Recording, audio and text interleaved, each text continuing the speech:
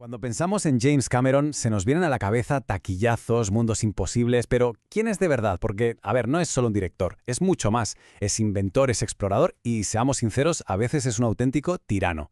Y es justo esa mezcla, esa fusión de arte, ingeniería y una obsesión casi enfermiza lo que define su estilo. Hoy vamos a meternos de lleno en su cabeza. A ver esta cifra, 8.700 millones de dólares. No, en serio, no es el presupuesto de un país. Es lo que han hecho en taquilla solo 2 de sus películas. Para que nos hagamos una idea, es más pasta que todo lo que costó el programa Apolo que nos llevó a la Luna. O sea, es que James Cameron no compite en la misma liga que el resto de los mortales. Es, sin más, el rey. Pero, claro, el dinero no lo explica todo. La pregunta del millón es, ¿cómo narices lo hace? Pues eso es lo que vamos a intentar averiguar. Vamos a desmontar pieza por pieza la máquina Cameron y a ver qué encontramos dentro. Y ya adelanto que hay 3 componentes clave: el ingeniero, el artista y, sí, muy a menudo, el tirano. Venga, pues vamos al lío. Para entender a Cameron, lo primero es quitarse de la cabeza la imagen del típico director de cine. Ya sabéis, el artista bohemio. Nada que ver. Sus orígenes no están en una escuela de arte, sino más bien entre el olor a aceite de motor y los planos técnicos. Porque por encima de todo, Cameron es un ingeniero. Y es que esta dualidad lo explica casi todo. Fijaos, de día, camionero. Un curro de pura mecánica, de solucionar problemas sobre la marcha. Y de noche se colaba en la biblioteca de la universidad. No tenía un duro para pagarse las clases, así que se dedicaba a fotocopiar tesis de posgrado sobre efectos especiales. Estaba literalmente haciendo ingeniería inversa con el cine, desmontándolo en su cabeza para entender cómo funcionaba. Y claro, toda esa teoría no se quedó en el papel, la puso en práctica, pero ya. Consiguió $20.000 de un grupo de dentistas. Sí, como se oye, dentistas. Y con eso se lanzó a hacer su primer corto. Que no sabía cómo funcionaba la cámara de alquiler, pues la desmontó para verle las tripas. Que no tenía plató, pues rodó en el salón de su casa. Para él, el cine nunca fue algo mágico o etéreo. No, era una lista de problemas de ingeniería que había que ir resolviendo, uno por uno. Claro, esta forma de pensar, esta mente de ingeniero, lleva directamente a una cosa: una necesidad obsesiva, casi patológica, de controlarlo absolutamente todo en sus rodajes. Y ese control, como vamos a ver ahora, ha tenido consecuencias. Bueno, digamos que bastante extremas. Imaginad la situación. Es tu primera película como director. Y te despiden. ¿Se acaba ahí la cosa? Para cualquiera, sí. Para Cameron, ni de broma. Cuenta la leyenda, que es casi mitología de Hollywood, que en Roma se colaba por las noches en la sala de montaje, forzaba la cerradura y reeditaba la película a su gusto. Por la mañana llegaba el productor, lo deshacía todo y por la noche vuelta a empezar. Una batalla silenciosa. Ya desde el principio dejó una cosa muy clara: él no cede el control, nunca. El problema es que este control total tiene un coste, y casi siempre lo pagan los demás. El rodaje de The Abyss fue, por lo visto, una auténtica pesadilla submarina. El ejemplo perfecto. Su prota, Ed Harris, a día de hoy sigue sin querer hablar del tema. Se niega en rotundo. Y sus pocas palabras lo dicen todo. Éramos conejillos de indias. Poco más que añadir, ¿no?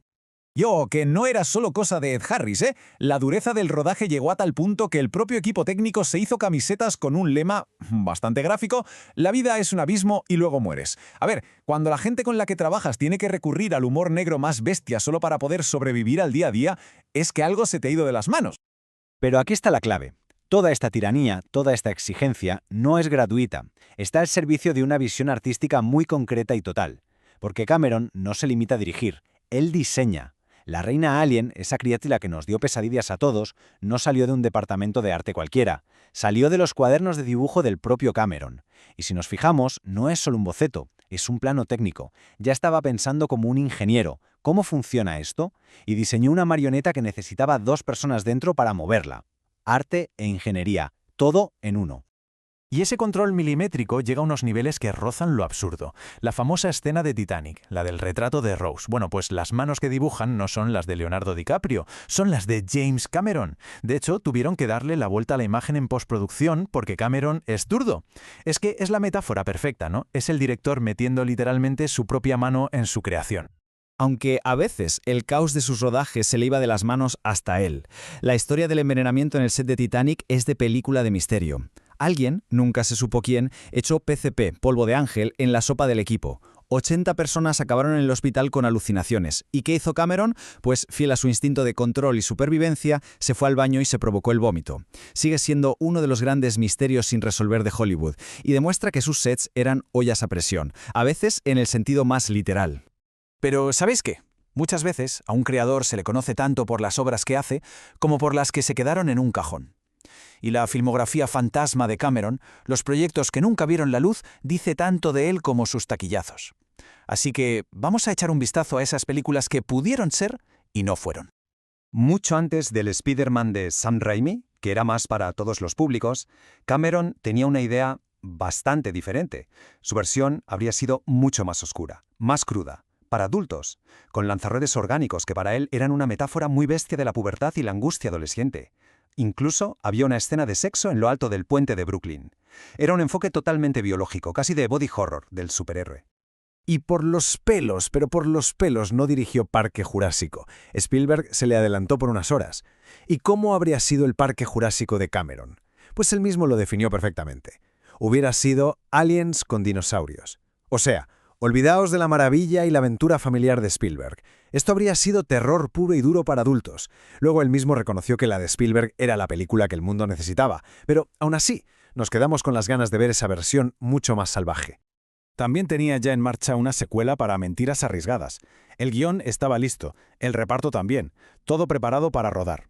Pero, de repente, el mundo cambió. Después de los atentados del 11 de septiembre, Cameron cogió el proyecto y lo metió en un cajón.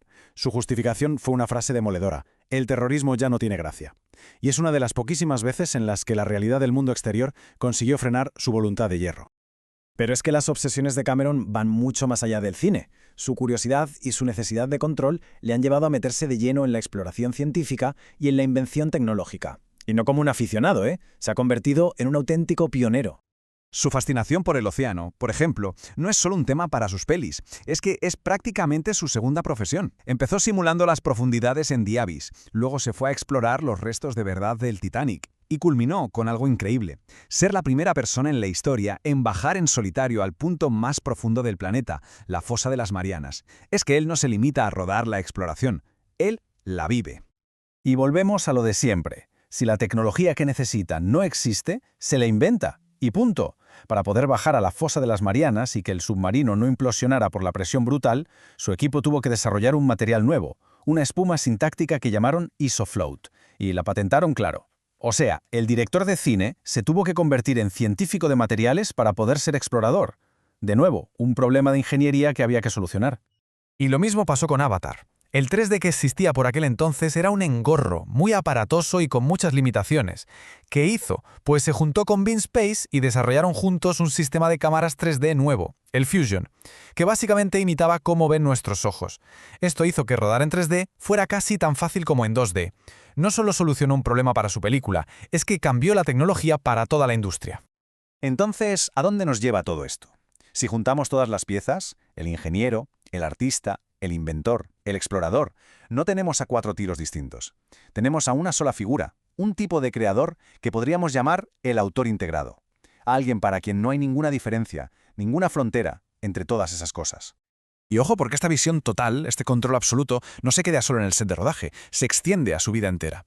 En los rodajes de Avatar, por ejemplo, el catering es 100% vegano, por el planeta. Sus estudios funcionan con energía solar. Es que hasta su propia dieta y su salud las trata como si fueran un sistema de ingeniería que hay que optimizar, como si fuera uno de sus submarinos. Todo, absolutamente todo, forma parte del mismo universo bajo su control. Y aquí creo está la clave de todo su estilo. Lo espectacular de sus películas no es un accidente, no es que tenga suerte. Es el resultado lógico, inevitable, de un creador que siente la necesidad de diseñarlo todo, de inventarlo todo y de controlarlo todo. Desde la cámara con la que graba hasta la comida que se sirve en el rodaje. Para James Cameron, hacer una película no es contar una historia, es construir un mundo entero, desde los cimientos. Y con esto llegamos a la pregunta final, la que lo envuelve todo. Por un lado, este control obsesivo nos ha dado algunas de las películas más gigantescas e innovadoras de la historia. Nadie lo puede negar. Pero por otro lado, ha llevado a mucha gente a su límite, física y mentalmente. Así que la pregunta queda en el aire. ¿Dónde acaba el genio y empieza la tiranía? En el caso de Cameron, la línea es tan fina que casi es invisible. Y la verdad, da que pensar.